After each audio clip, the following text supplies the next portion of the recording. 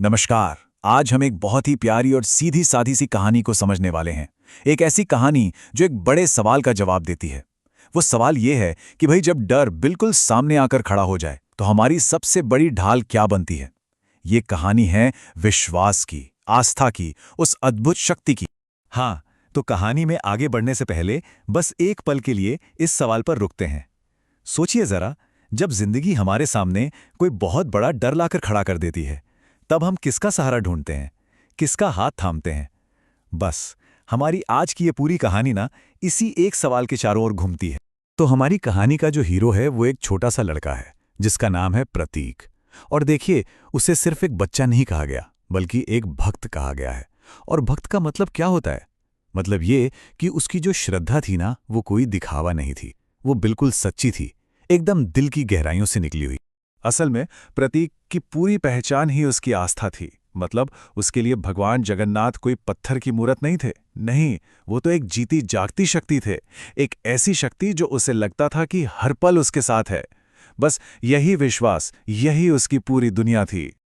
और फिर कहानी में एक ऐसा मोड़ आता है जिसकी किसी ने उम्मीद नहीं की थी। सोचिए, एक बिल्कुल नॉर्मल सा दिन, प्रतीक स्कूल से घर लौट रहा था, जैसा वो रोज करता था। लेकिन ये जो साधारण सा पल था ना, यही उसकी आस्था की सबसे बड़ी परीक्षा बनने वाला था। जरा उस पल को महसूस करने की कोशिश कीजिए। एक सुनसान रास्ता, एक छोटा सा बच्चा और उसके ठीक सामने जंगल का राजा, एक शेर। अरे किसी की भी हिम्मत जवाब दे जाए ऐसे में। ये एक ऐसा लम्हा था जहां डर के सिवा शायद ही कुछ और महसूस हो सकता था। और पता है, यही कहानी का सबसे जरूरी, सबसे अहम मोड़ आता है। देखिए, एक तरफ तो था जान का खतरा, सामने शेर था, और दूसरी तरफ था प्रतीक का अटूट विश्वास। उसने क्या किया? उसने डर को खुद पर हावी नहीं होने दिया, बल्कि वो अपनी सबसे बड़ी ताकत की ओर मुड़ा। बस आंखें बंद की और मन ही मन अपने भगवान जगन्नाथ जी को याद किया।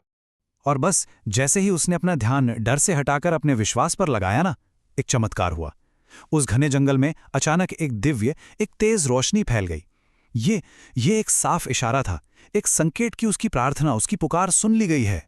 वो सिर्फ एक रोशनी नहीं थी, नहीं, वो तो प्रतीक की भक्ति का जीता जागता सबूत था, उसका साक्षात रूप था।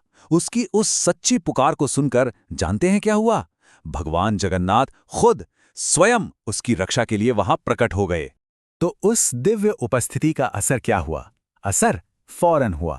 वो शेर जो अभी एक पल पहले तक मौत का दूसरा नाम लग रहा था, वो एक पालतू जानवर की तरह बिल्कुल शांत हो गया।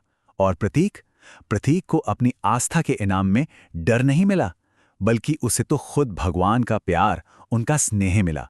और फिर भगवान ने प्रतीक को भरोसा दिया, जो सच कहूं तो इस पूरी कहानी का दिल है, इसकी आत्मा है।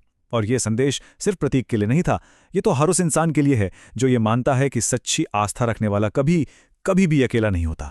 तो चलिए एक बार फटाफट से इस कहानी के पूरे सफर पर नजर डालते हैं।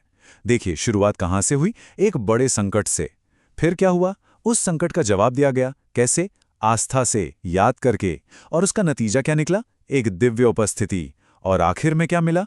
एक शक्तिशाली आशीर्वाद। देखा, हर एक चीज दूसरी से कैसे जुड़ी हुई है। अब देखिए, ये कहानी कोई बहुत मुश्किल फलसफा नहीं सिखा रही है। इसका जो संदेश है वो है तो बहुत सीधा साधा, लेकिन उसकी जड़ें, उसका मतलब बहुत गहरा है। और आखिर में इस कहानी का जो सार है, जो निचोड़ है, वो बस इतना सा है। सच्ची भक्ति, सच्ची श्रद्धा कभी बेकार नहीं जाती। ये कहानी हमें सोचने पे मजबूर कर देती है कि क्या जिंदगी के जो सबसे बड़े तूफान हैं, उनसे लड़ने की असली ताकत कहीं बाहर नहीं, बल्कि हमारे अपने ही विश्वास के अंदर छिपी हुई है।